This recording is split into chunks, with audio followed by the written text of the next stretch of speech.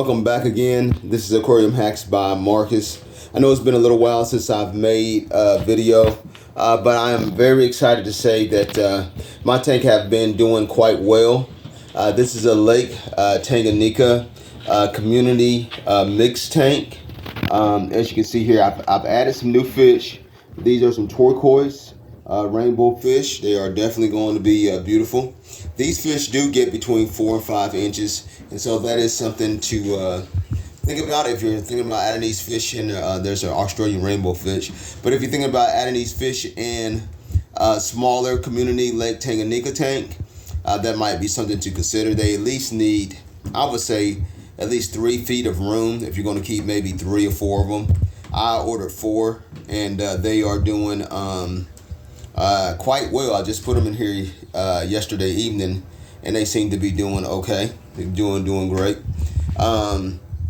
There's my Julius Chromis transcriptus. I think this is not even the biggest female that I got. I think I actually got a female that is really big, bigger than even this one here. This girl here is about 3 inches. I think my biggest female is at least 3.5 inches, so she's pretty big. There's my yellow Liupi. There is, and I've also added some more rainbow fish. As you can see here, that small one right there, the small silver one, that is a dwarf neon rainbow fish along with my white calvus. And there's a Cyprochromis that's just a couple of Cyprochromis there, some Cyprochromis, Leptosomas that's just swim in front of the cameras. Those are looking great. And so let's move on and let's discover some more of this aquarium in this tank. There's my Amazon swords. As you can see there, that's my flame sword there. And I've also got some Java moths growing in the rocks as well. I would like to have more algae though, actually. I know it sounds crazy, but I would love to have more algae on the tank. There's a Julius Chromis ornatus that I have there. As you can see there, that is a female ornatus. She's pretty good size. And the ornatus and the transcriptus, they do not interbreed at all. When I introduced the ornatus, I thought the transcriptus was going to kill them, but they actually survived, all 3 of them, and now everything is a-okay. As we move along here, we're moving over here to this Bacardi. This is the albino male Bacardi that I have. I only have one. Fear that if I have more than one, we could have some problems with the multifasciatus that's in this tank as well. So I only have one albino male Bacardi, but he's doing fine. He's doing great. Here's my giant female transcriptus. She is just huge. I guarantee you she's about 3.5 inches. She's the biggest one I've got. Boy, she is really the queen of the tank. She is awesome. There's a brilliant Rasboras right there. And I have a few Harley Quinn Rasboras as well in this tank. And then you look over here on this side here. We step back. There are all the multifasciatus. I have actually spotted some fry in this tank. Don't know how well they're going to do. I believe I will have some fry survival since I have so many shells and so many hiding spots. Let's see, they were right over here. Probably can't find them, probably can't see them now, but I did have some fry over here, and they were hiding among the shells really well there. And so that's my multifasciatus in there. And I've got a melon sword that is in the back, and of course flat Texas holy rock with Java moss growing inside of that, which is really cool. And so if someone is to ask you, could I do a mixed Lake Tanganyika cichlid tank and add other fish inside with them? I would say 100% you can 100% do it. You just have to add the right kind of fish. Now, would I add something like guppies or something like that? No, I would not add guppies or platies in this tank. I just don't think they would fare well, even though they are hard water fish. I just think because they get in the way of things and the way how they swim, that they're not really fast swimmers like the rainbow fish are.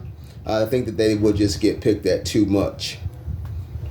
For your bottom dwellers, of course, I showed in my last video, I have Pendageras, which they are not coming out for the camera today.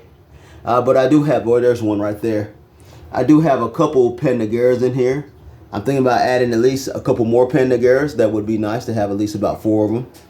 But for your bottom fish, I would add, you can add Pendageras or the Garufa fish. Those are great, or they call them the doctor fish.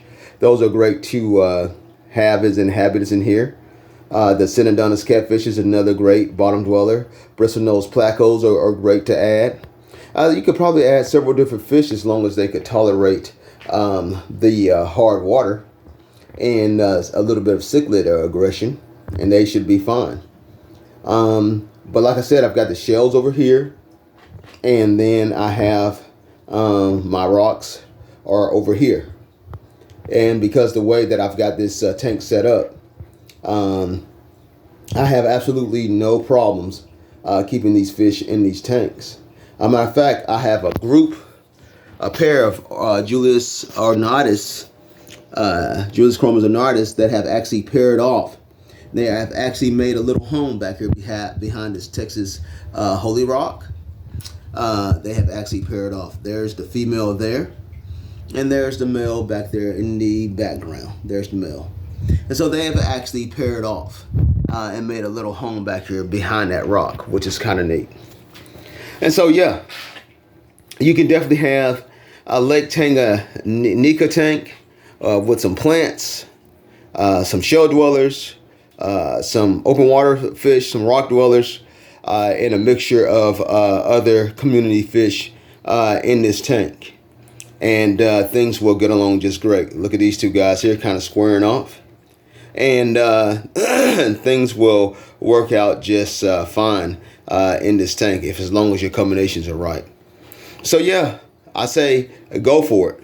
If you want a lake tank, and if you want to mix in some other fish in with them, I don't think you will have half as many problems as you would trying to mix these kind of fish in. Well, let's say with a Mabuna or peacocks. Now you could probably get away with the rainbow fish with Mabuna and peacocks, even though I don't think they would color up that great with such aggressive fish. But as far as Harley Quinn and things of that nature, brilliant Rasboras, I just don't think they would do too great with Mabuna or peacocks. Now, every tank got its exceptions, and I've seen some pretty weird stuff mixed in together. But hey, it's your hobby. We try things, we mix things, and it works out really great. So I just wanted to show this video because it's been a while since I've had one. And I am working on, now you look at this tank over here. This is this little 5-gallon tank. It's not fixed up yet. But right now I'm actually using this little 5-gallon tank for a quarantine tank. It's not fixed up the way that I want to. Sadly, one of my Dwarf Neon Rasboras came in with Popeye. So I'm treating him right now. He seems to be doing really well. His the swollenness in his eyes have not really went down very much. But his colors are good. His health seems good. Sorry about getting him off of camera there. But his health is really good. And he just doesn't seem to, the eye swelling just haven't went down. But he seems to be doing really good. He's eating, he's swimming around well. Haven't lost none of his eyes, but we'll just see what happens here in another week or so. So yeah, this is my side view of my tank.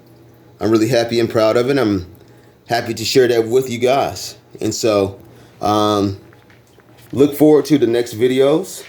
And this is Aquarium Hacks Out. And keep on hacking. And have a great and wonderful day.